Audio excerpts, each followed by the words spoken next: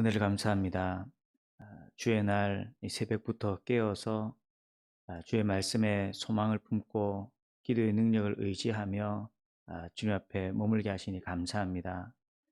믿음으로 주를 바라는 자들 되게 하시고 그 믿음을 기뻐하시며 주께서 말씀으로 임재하시고 약속하신 성령으로 충만하게 하여 주시는 귀한 하늘의 복을 누릴 수 있도록 주님께서 함께하여 주시옵소서.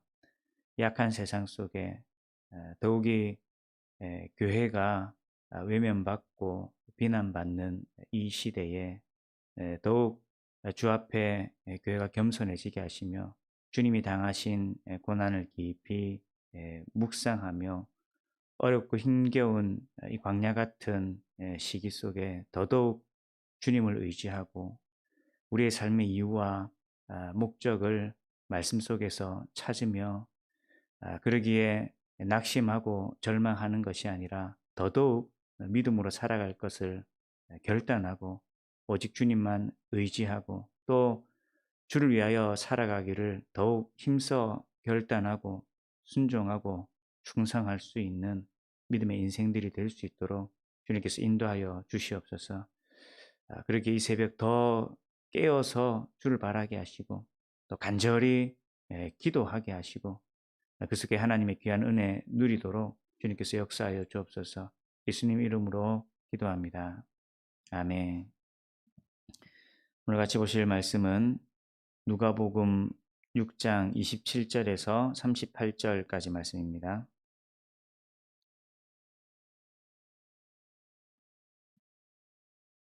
누가복음 6장 27절부터 같이 보시겠습니다.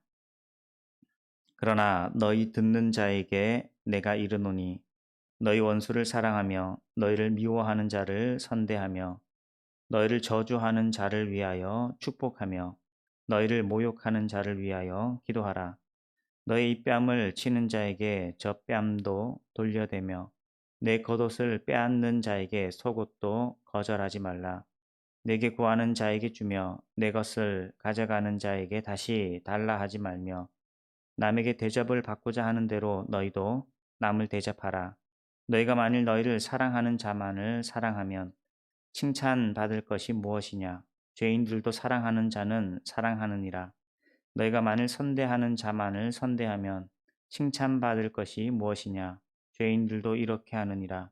너희가 받기를 바라고 사람들에게 구워주면 칭찬받을 것이 무엇이냐? 죄인들도 그만큼 받고자 하여 죄인에게 구워주니라. 주느니라. 오직 너희는 원수를 사랑하고 선대하며 아무것도 바라지 말고 구워주라. 그리하면 너희 상이 클 것이요 또 지극히 높으신 이의 아들이 되리니 그는 은혜를 모르는 자와 악한 자에게도 인자하시니라. 너희 아버지의 자비로우심 같이 너희도 자비로운 자가 되라.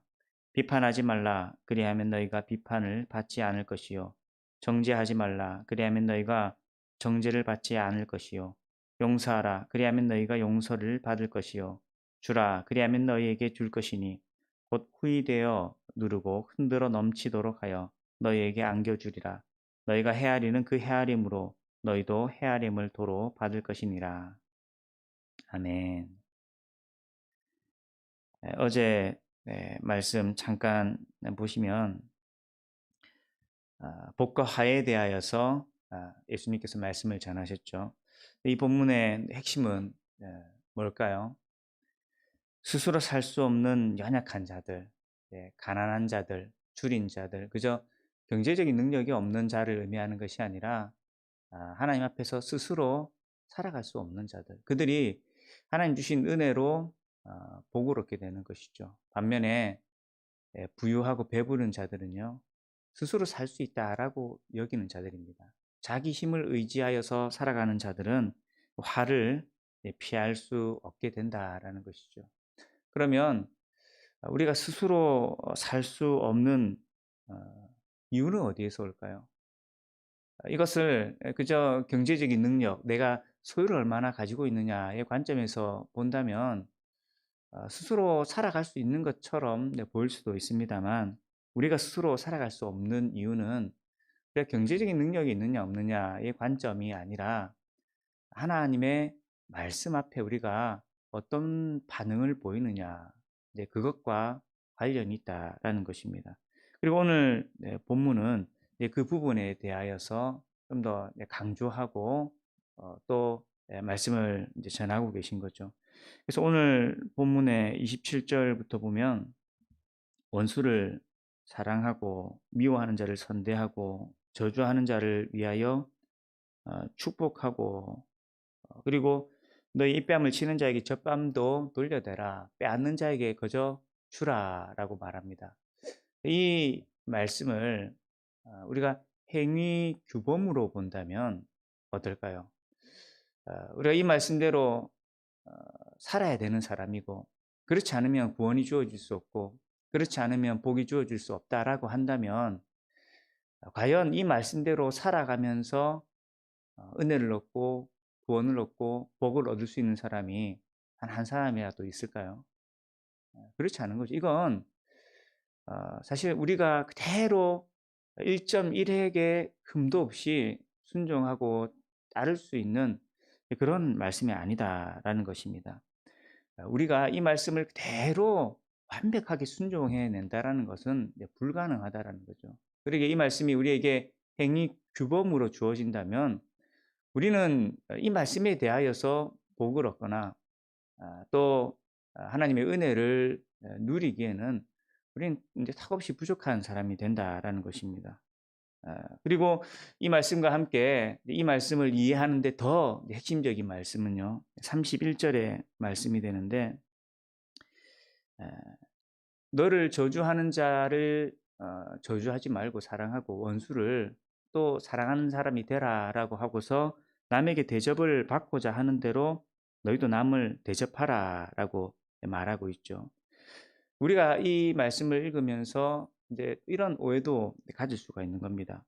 나는 누구에게 그토록 누군가를 저주하지 않았고 또 누군가에게 그런 원수가 되지 않았고 또 누군가에게 그렇게 폭력을 행사하지도 않았고 누군가의 것을 그렇게 빼앗지도 않았다라고 말할 수 있을 겁니다. 그렇기 때문에 나도 누군가에게 그렇게 정당한 대우를 받고 싶은 거지 내가 누군가에게 저주하고 누군가에게 원수가 되어서 그것 때문에 내가 사랑을 받고 저주를 오히려 받지 않고 포용을 받았기 때문에 나 또한 남도 그렇게 용서하고 포용하는 사람이 되는 것, 나는 그건 정의라고 생각하지 않는다. 나는 그것에 동의하지 않는다라고 말할 수도 있는 거죠. 어쩌면 지금 우리가 살아가고 있는 이 세상 속에 정의를 말하는 사람들의 입장이 사실 그런 입장일 수도 있을 겁니다. 그런데 이 31절의 말씀은요. 남에게 대접을 받고자 하는 대로 너희도 남을 대접하라. 여기서 말하는 이 남이라는 것이 그냥 우리가 이 세상 속에 살아가는 어느 누군가로 볼 때는 이렇게 다르게 해석될 수 있겠지만 성경이 말하는 이 남이라는 존재, 가장 중요한 존재, 그게 누굴까요? 36절의 말씀을 보시면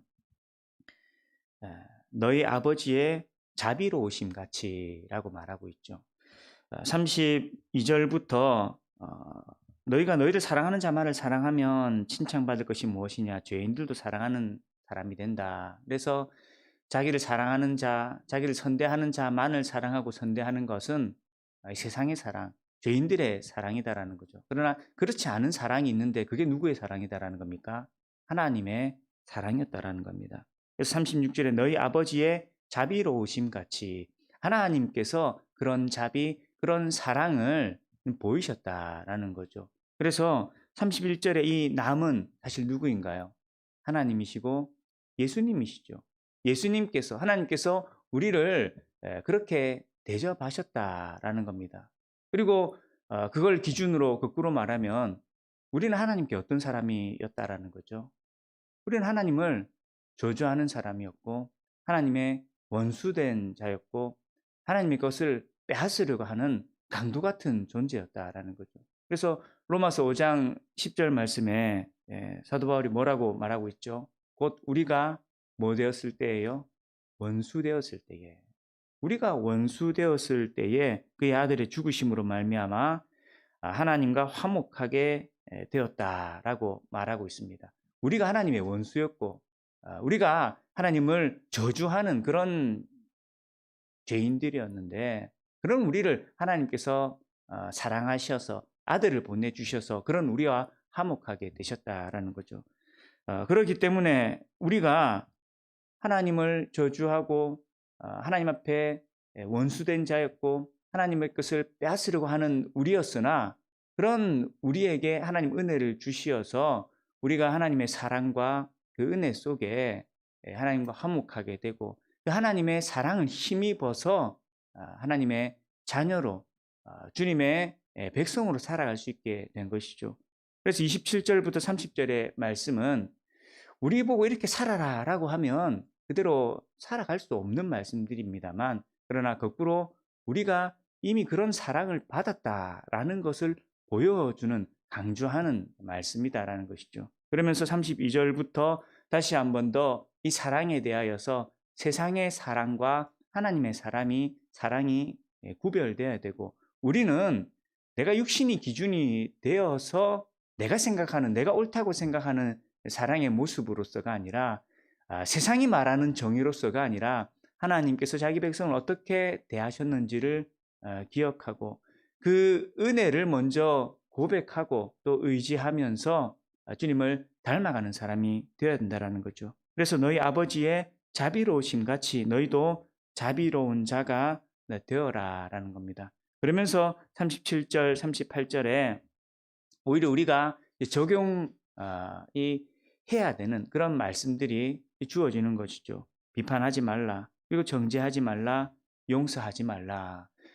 우리가 하나님 앞에 원수된 자들이었고 우리는 도무지 우리 스스로 선을 행할 수 없는 자들이었고 우리는 오히려 하나님을 저주하고 하나님의 것을 빼앗으려고 한 자였지만 그러나 그런 우리를 향하여서 하나님의 은혜와 사랑이 부어지고 그런 우리가 용서받고 그런 우리가 사랑을 받고 그런 우리가 긍휼을 받았기 때문에 그 하나님의 사랑을 우리 또한 본받아서 우리가 주님처럼 완벽하게 살아갈 능력은 우리에게 없다 하더라도 늘 우리가 뭘 기억해야 될까요? 내가 받은 사랑, 내가 받은 은혜. 우리는 우리 스스로 우리의 의를 드러낼 수 없고 하나님 앞에 온전히 설 수 없는 우리였지만 우리가 받은 사랑과 은혜를 기억하면서 우리가 은혜 받은 자로서의 합당한 삶을 살아가기를 결단하고 순종하는 자가 되어야 한다라는 것입니다.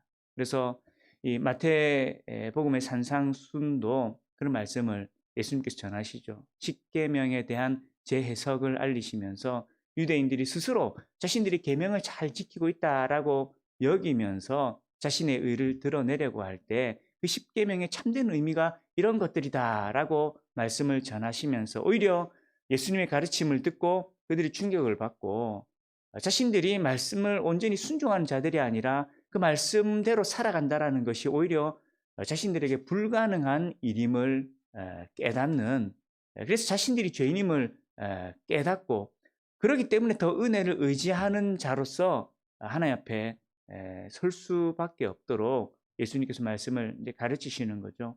오늘의 말씀 속에도 우리가 스스로 살 수 없고 스스로 의로울 수 없고 스스로 우리를 주님 앞에 선하다라고 상급을 받을 만한 자다라고 내세울 수 없는 자인 것을 다시 한 번 더 가르치시는 겁니다. 그래서 우리로 어떤 반응을 하게 원하시는 거죠. 더 낮아지고 더 겸손해서 복음을 의지하고 그리고 우리는 그렇게 살아갈 수 없는 자들이지만 우리를 사랑하시고 우리에게 그 자비를 긍휼을 베푸신 주님의 은혜를 기억하면서 우리가 주님을 닮아가기를 소망하고 그렇게 기도하고 그 은혜 때문에 더 순종하기를 우리가 헌신하고 충성하는 하나님의 사람들이 되어야 되는 것이죠. 우리가 우리에게 주어진 이 하루하루의 날들을 살아갈 때에 우리가 주님 앞에 잃어버리지 않아야 될 것이 바로 내가 누구인지 그리고 나에게 어떤 은혜가 주어졌는지를 깨닫는 것이죠. 근데 막상 일상의 삶을 살아가다 보면 우리 너무나 육신적으로 반응해 버리죠. 그래서 내가 부족한 것, 나의 문제 이걸 말씀의 관점으로 바라보는 것이 아니라 끊임없이 육신만을 바라보면서 나의 소유와 내가 살아가고 있는 삶의 형편만을 바라보면서 힘들고 어렵고 또 나에게 부족한 것에 대하여서 원망하거나 불평하거나 낙심해버리는 일들이 우리 속에 없지 않다라는 거죠. 더욱이 지금처럼 어려운 시대에 어려운 이 시기 속에 모두가 힘들다라고 할 때에 그리스도인들만큼은 힘들어도 그 힘듦의 내용이 달라야 되는 거죠. 이유가 달라야 되는 거죠. 경제적으로 힘들고 어렵기 때문에 힘들다라고만 말하는 것이 아니라 우리가 말씀이 우리에게 요구하는 바에 대하여서 우리가 어떤 믿음을 가지고 살아가고 있느냐, 그것이 우리에게 더 큰 문제가 되어야 되고 그것이 우리에게 더 큰 아픔이 되어야 되는 것이죠. 그래서 이렇게 예배를 온전히 들을 수 없는 이러한 모습들이 계속 지속되는 모습들이 나에게 더 큰 상처와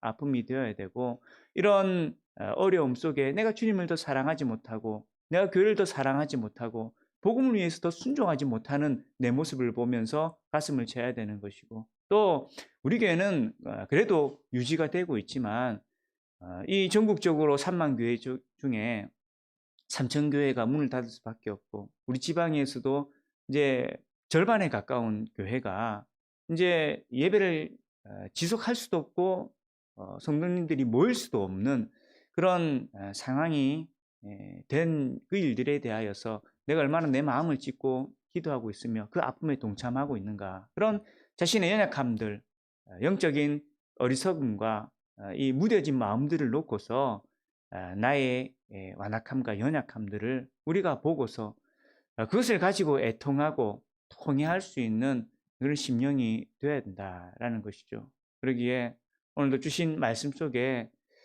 내가 얼마나 소유하지 못하였고 내가 얼마나 부유하지 못하였는가, 그것 때문이 아닌 내가 얼마나 주의 말씀 앞에 주님을 사랑하지 못하고 주님을 닮아가지 못한 자였는지를 깨닫고 더 처절하게 자신의 부족함을 내려놓되, 그런 우리임에도 불구하고 우리를 향하여 주님의 자비와 주님의 인애와 주님의 사랑을 부어주신 그 은혜를 힘입어서 기도하고요. 또 그 주님을 더 닮아가기를 애쓰고, 우리가 원수 되었을 때에 우리를 사랑하시고, 오늘 35절에 또 몇 절입니까? 잠시만요.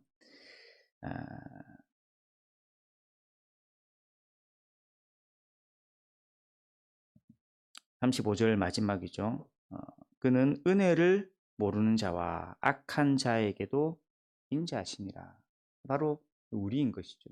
그럼 우리를 향하여서도 자비를, 은혜와 사랑을 주신 그 주님의 우리를 위하여 행하신 그 일들을 기억하고 의지하면서 우리가 더욱더 주님을 닮아가기를 소망하고, 주님의 사랑이 우리의 삶 속에 드러나고 주님의 용서가 또 주님의 긍휼이 우리의 삶 가운데 드러나고 나타날 수 있기를 기도하고 또 결단하고 그리고 다짐하는 이 새벽 될 수 있기를 주님의 이름으로 축원합니다.